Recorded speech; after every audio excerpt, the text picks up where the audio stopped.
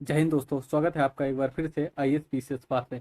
दोस्तों, places in news में आज हम जिस देश के बारे में पढ़ेंगे उसका क्या नाम है? उसका नाम है पापुआ न्यू गिनी। इस पापुआ न्यू गिनी की जो राजधानी है वह है पोर्ट मोरेस्बी। क्या है राजधानी? तो port Moresby Papua New Guinea की राजधानी है।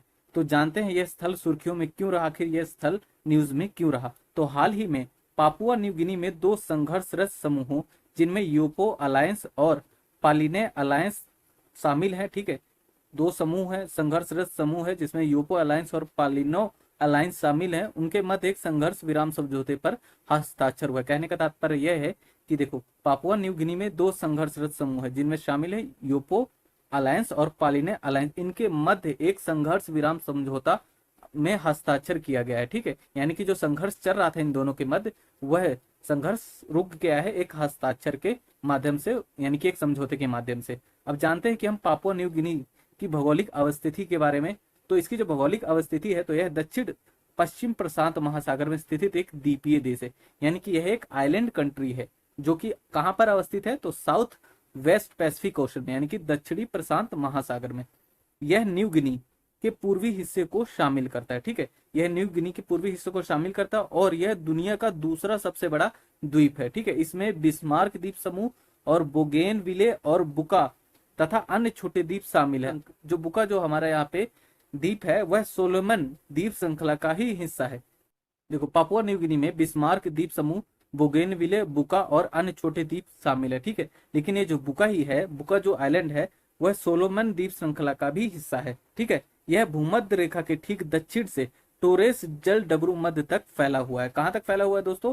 तो यह इक्वेटर जो भूमध्य रेखा लाइन है उसके दक्षिण से टोरेस जल डबरू मध्य, यानी कि टोरेस स्ट्रेट तक फैला हुआ है। यह कोरल सागर और दक्षिण प्रशांत महासागर के बीच भी अवस्थित है।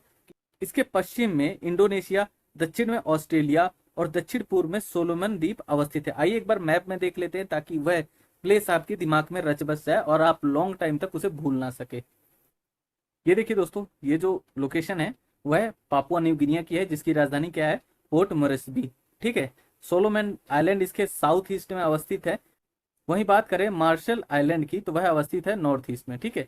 इसके अलावा बात करें हम इंडोनेशिया की तो इसका जो इंडोनेशिया है वह पापुआ न्यू गिनी के वेस्ट में अवस्थित है, ठीक है। ऑस्ट्रेलिया की हम बात करें तो ऑस्ट्रेलिया इसके साउथ में अवस्थित है।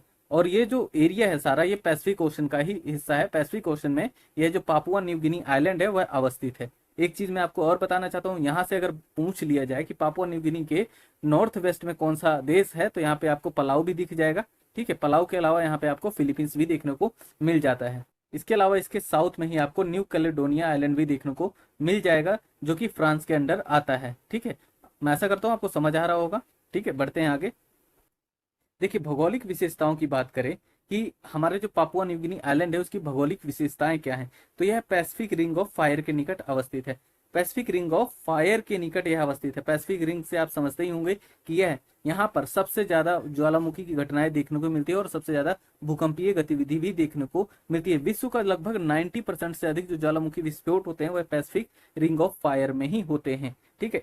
अब बात करें पापुआ न्यू गिनी की उच्चतम बिंदु की, यानी कि हायर पीक क्या है, तो बिस्मार्क रेंज में माउंट विलिहेम जो है, माउंट विलिहेम यहाँ की हायर पीक है। इसके अलावा यहाँ की मुख्य नदियों के बारे में बात की जाए तो यहाँ पे सेपिक, रामू, फ्लाई आदि महत्वपूर्ण नदियां प्रवाहित होती हैं।